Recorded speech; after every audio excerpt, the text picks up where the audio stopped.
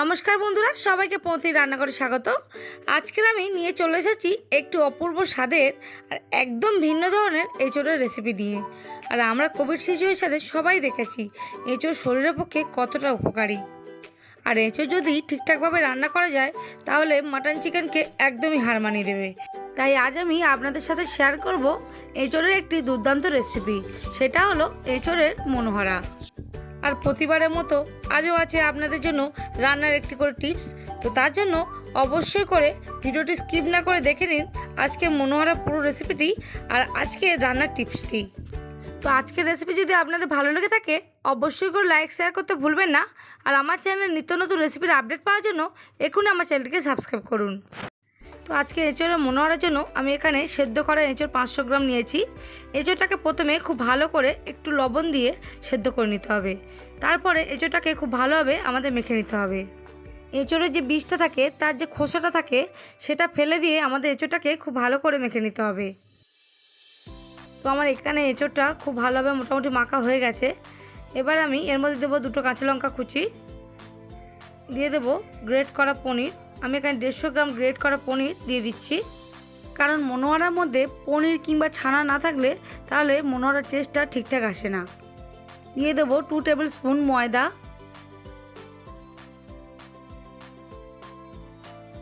2 table spoon বেসন,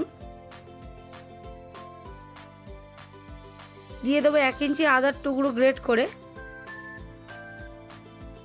আমি এখানে 1 ইঞ্চি আদার টুকরোটা খুব ভালো করে গ্রেটারের সাহায্যে গ্রেট করে দিচ্ছি। এই চিপড়াটা ফেলে দেব। দিয়ে দেবো 1/2 টিস্পুন লঙ্কার গুঁড়ো, 1/2 টিস্পুন ধনে গুঁড়ো, 1/2 টিস্পুন জিরে গুঁড়ো, 1/2 টিস্পুন গোটা সাদা জিরে, আর দিয়ে দেবো স্বাদ মতো লবণ।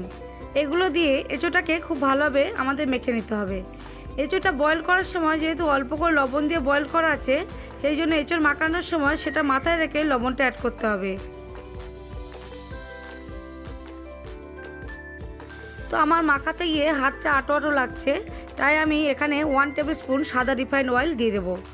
আজকের টিপস হলো এইরকম টাইপের মনোহরা কিংবা যে কোনো টাইপের পকোড়ার এইরকম মিক্সিং বানানোর সময় যদি হাত আটো আটো ভাব লাগে তাহলে জলের পরিবর্তে আপনারা সাদা তেল ইউজ করবেন, তাহলে টেস্টটাও খুব ভালো হবে এবং মশলাগুলো খুব ভালোভাবে মিশিয়ে দেওয়া যায়। তো আমার এখানে এঁচোড়টা খুব ভালোভাবে মাখানো হয়ে গেছে। এবার এখানে কিছু নিয়েছি নকুলদানা আর কিশমিশ মনোহরা পুরের জন্য। এবার আমি একে একে মনোহরা শেপগুলো রেডি করে নেব। তার জন্য কিছুটা পরিমাণ এঁচোড়ের এই মাখাটা আমি হাতের তালুতে নিয়ে নেব। তো তার আগে এঁচোড়ের মাখাটা নেওয়ার আগে 2টো হাতের তালুতে অল্প পরিমাণ সাদা তেল লাগিয়ে নেবেন, তাহলে হাতে চিপকে যাওয়ার চান্স থাকবে না। আমি হাতের তালুতে নিয়ে একটি হাত দিয়ে প্রেস করে মাঝখানে একটু গর্ত টাইপের করে 2টো নকুলদানা আর কিশমিশ একটা দিয়ে দেবো পুর হিসাবে। দিয়ে আমি মনোহরার মুখটা খুব ভালোভাবে বন্ধ করে দেব। মনোহরার পুরটা খুব ভালোভাবে বন্ধ করে দিয়ে আমি 2টো হাতের মাঝখানে নিয়ে প্রেস করে হালকা চ্যাপটা শেপে করে নেব। তো এইভাবে আমি সমস্ত মনোহরার শেপগুলো বানিয়ে নেব, দেখতে পাচ্ছ। এবার একটি কাঁচের প্লেট নিয়ে তার উপরে কিছুটা পরিমাণ ময়দা ছড়িয়ে দেব, তাহলে আমাদের মনোহরা শেপগুলো চিপকে যাবে না। তো এই একই প্রসেসে মনোহরা শেপগুলো বানিয়ে নিয়ে আমি প্লেটের উপর মনোহরাগুলোকে সাজিয়ে নেব।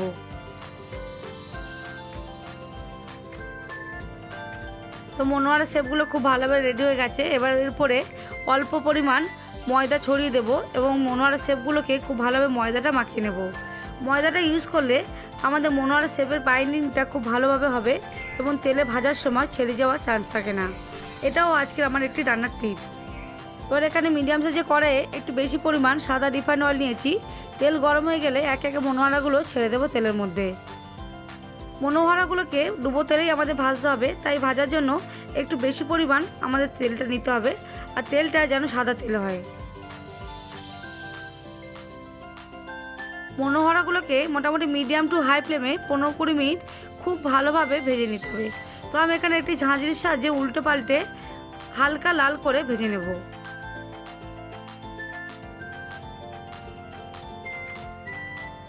তো আমার ভাজাগুলো বেশ ভালো কালার এসে গেছে, মোটামুটি ভাজা হয়ে গেছে আমাদের। তো আমি এবার ভাজাগুলোকে ঝাঁঝরির সাহায্যে অন্য একটি পাত্রে তুলে নেব একে একে।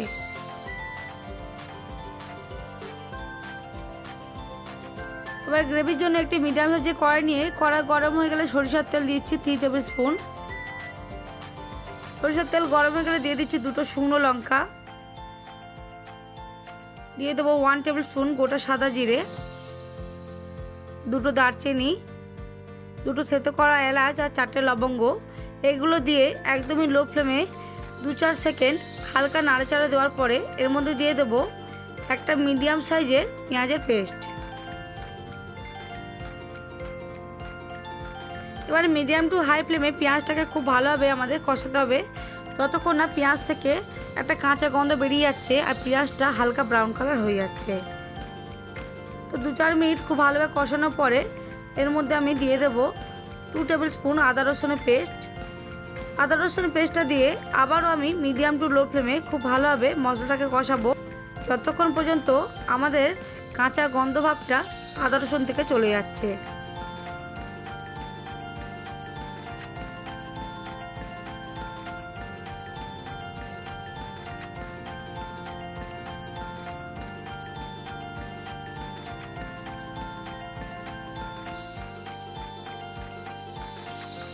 আদা রসুনটা মোটামুটি খুব ভালোভাবে কষানো হয়ে গেছে। এবার এর মধ্যে দিয়ে দেবো একটা মিডিয়াম সাইজের টমেটোর পেস্ট। পেঁয়াজের পেস্টটা দেওয়ার পরে গ্যাসের ফ্লেমটা একদমই লোতে রেখে 2-4 মিনিট খুব ভালোভাবে কষিয়ে নিতে হবে। 2-4 মিনিট খুব ভালোভাবে কষানো হয়ে গেলে এর মধ্যে আমি দিয়ে দেবো 3 টেবিল স্পুন কাজু, পোস্ত আর চারমগজের পেস্ট। আমি এখানে 10-12টা কাজু, 1 টেবিল স্পুন চারমগজ আর 1 টেবিল স্পুন পোস্ত দিয়ে অল্প পরিমাণ জল দিয়ে খুব ভালো করে স্মুদি পেস্ট বানিয়ে রেখেছিলাম, সেটাই আমি অ্যাড করলাম।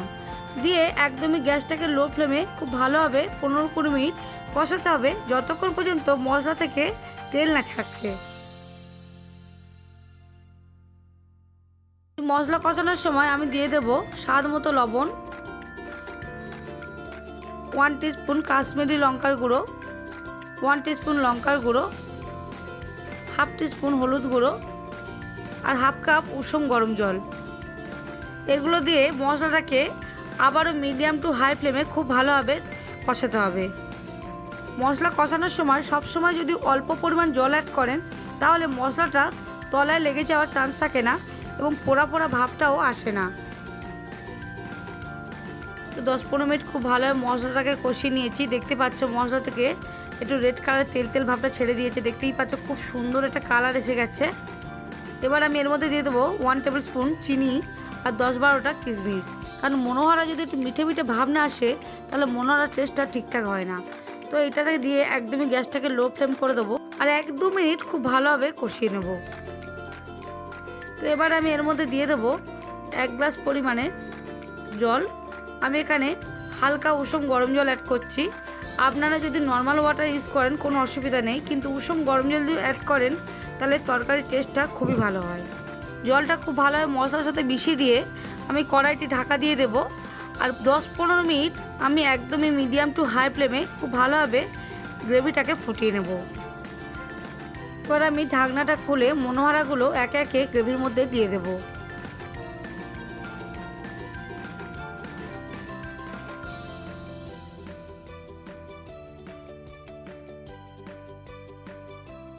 মনোহারাগুলো একে একে গ্রেভির মধ্যে দেওয়ার পরে আমি এখানে হাতার সাহায্যে গ্রেভিগুলোর মধ্যে খুব ভালোভাবে মনোহারাগুলো ডুবিয়ে দেব, তাহলে মনোহারাগুলো খুব সফট হবে এবং খেতে খুবই ভালো লাগবে। এবার আমি এর মধ্যে দিয়ে দেব 1 টিস্পুন গোলাপ জল,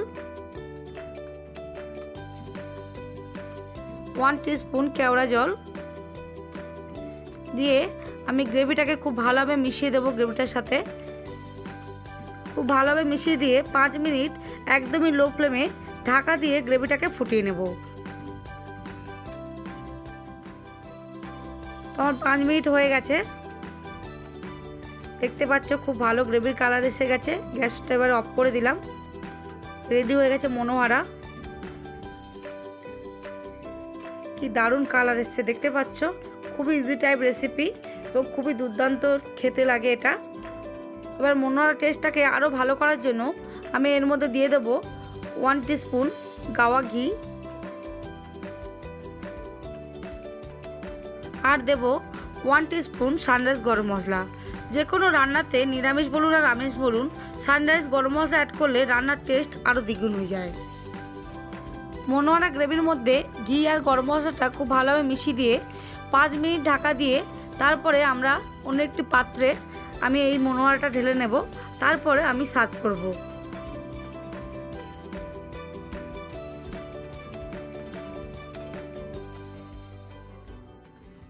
তো আমার 5 মিনিট হয়ে গেছে, দেখতেই পাচ্ছ। অন্য একটি প্লেটে নিয়েছি আর একটি ধনেপাতা তার উপরে ডেকোরেশনের জন্য ইউজ করেছি। তো দেখতেই পাচ্ছ খুবই কালারফুল এবং খুবই টেস্টি আমি একটি রেসিপি। তো এই জন্য মনোহারা আপনারা ফ্রায়েড রাইস, পোলাও, যে কোনো ধরনের রুটি কিংবা পরোটার সাথে অনায়াসে পরিবেশন করতে পারেন। আর যে কোনো অকেশানেই আমার এই রেসিপি ফলো করে আপনারা খুবই সহজে এই রেসিপিটি বানিয়ে পরিবেশন করতে পারেন। তো আজকের রেসিপি আপনাদের কেমন লাগলো অবশ্যই করে কমেন্ট বক্সে জানাবেন। আর যদি আপনাদের ভালো লেগে থাকে অবশ্যই করে লাইক শেয়ার করতে ভুলবেন না। আর আমার চ্যানেলে নিত্য নতুন রেসিপির আপডেট পাওয়ার জন্য এখনই আমার চ্যানেলটিকে প্লিজ সাবস্ক্রাইব করুন।